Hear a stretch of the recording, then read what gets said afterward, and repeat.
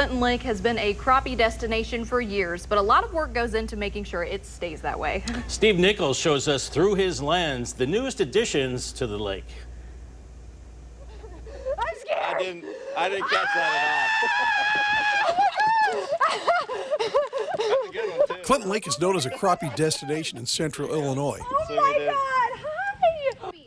And unfortunately, this is the best example I have of crappie fishing on Clinton Lake. I'm scared. So maintaining a healthy crappie population takes a lot of work. Pretty black one. And much of it starts right here. So we're picking up black-nosed crappie today. What we do in the springtime is go collect adults from Clinton Lake, put them in the rearing pond, and then we just wait, and anywhere from 2 to 3 years we'll come back in the fall and harvest those crappie out of the rearing pond. And what exactly is a black-nosed crappie? Classified, if you look up its genus species, its scientific name, it is classified as a pure black crappie. It just has a morphological character of having a black stripe on its head. So if you, I'm sure it has a little bit of genetic differences in it because it has the color on it, but it's classified as a pure black crappie. Now, historically, over the years, black crappie and white crappie populations have fluctuated. Crappie population now is pretty good. When the lake was built in 1979, it had an excellent white crappie population. And the black crappie were a little less in the lake. And after about 10 or so years, that switched over to a purely black crappie, and the white crappie were barely hanging on. Now, at one time, these rearing ponds were used to raise walleye and largemouth bass.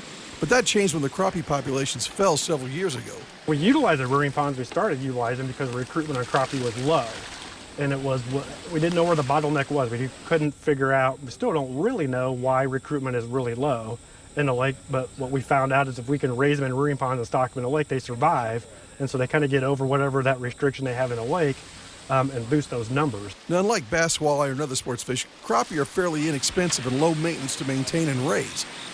We don't spend really any money. We go collect the adults in the springtime, stock them in here. We don't feed them any minnows or anything, so a little bit of manpower, and we can raise a lot of crappie for the lake. Black-nosed crappie were chosen for a specific reason. And so that's a way for us to have a mark on a fish. So if you raise these fish in rearing pond and stock them in the lake, you get instant feedback when you do fish surveys or from anglers, knowing that your stockings are actually working. And the feedback should be coming in soon, considering the size and the amount of crappie that were stocked. I was pretty successful today. We weigh the fish onto the truck, onto the hatchery truck. I haven't counted up those numbers yet, but I'm guessing well over 600 pounds of crappie. That's a pretty good number of fish. 21.9. They were about 5 inches, so on average they were probably 4 to 5 inches coming out of this pond. Probably a couple more years they'll be legal, especially the black nose, but they tend to grow about the same rate as our pure black crappie. So I'd say in a couple more years they should be legal fish. For now, the angler harvest limits will remain the same. It's 9-inch size limit and 15 per day, and it's been that way for 20-some years. So it's a pretty common regulation, works well for this lake, especially when it was dominated by black crappie, because black crappie grows slower than white, so it takes a little bit longer to get to 9 inches. It's a heavily fished crappie fishery, so we definitely want a minimum length limit so people don't over-harvest those smaller fish out. IDNR's work on this lake has made some significant improvements in the fishery as a whole. The crappie fishery has improved a lot on Clinton Lake, and the white crappie fishery is actually coming back pretty strong. And so now in our surveys for the past 4 or 5 years, we're getting actually a lot more white crappie than we are black crappie. So the population has switched back to what it originally was. So now it's dominated by white crappie, and they tend to grow faster, get bigger.